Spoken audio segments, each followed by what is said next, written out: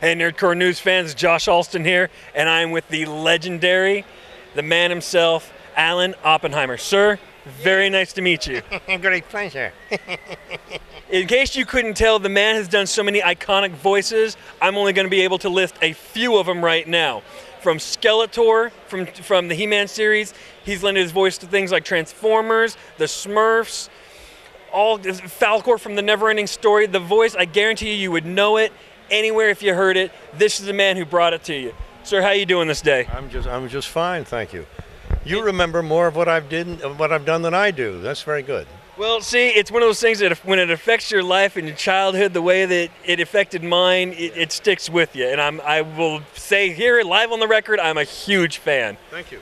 And what better place to have Alan sitting than the throne of Skeletor, right where he's meant to be. So, when you first saw the drawings for Skeletor, I mean, for the time that character was first presented, his look was very dark, very edgy.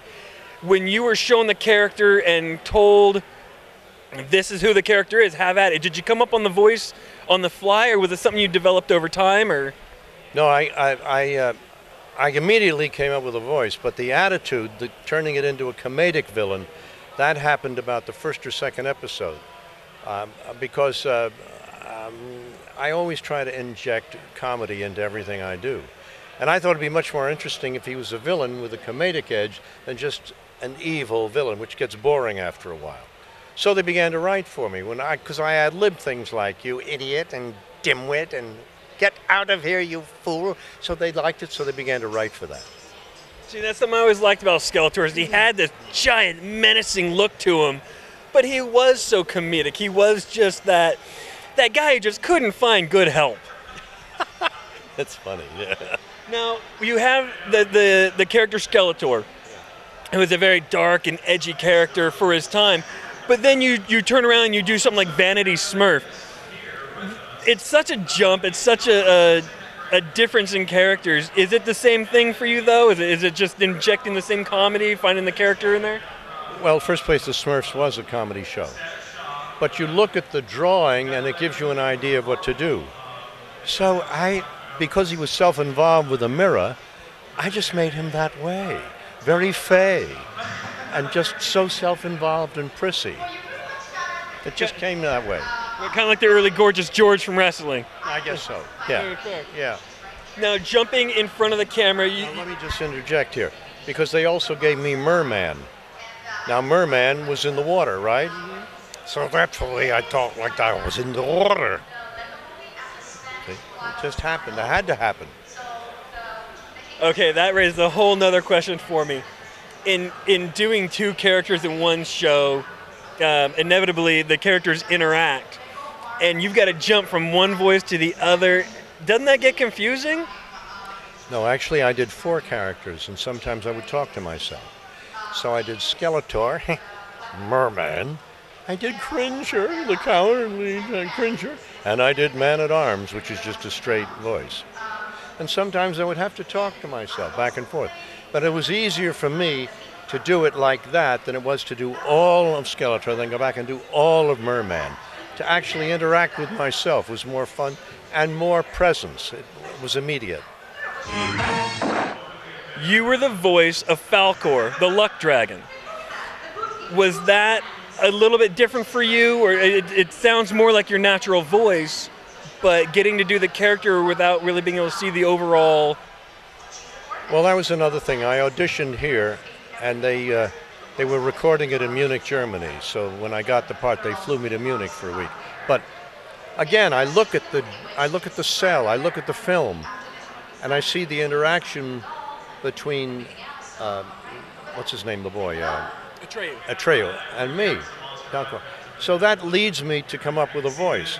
So when I recorded it the first time in Munich, and we did a playback, and Wolfgang Petersen, he said, well, that's fine. I said, no, I want to do another one because I don't believe I'm really have the heart in it. He was satisfied. So we did another one. He said, it took another day. He said, oh, this is the one. I said, yeah, play it back. I said, you're right. This is the one we use.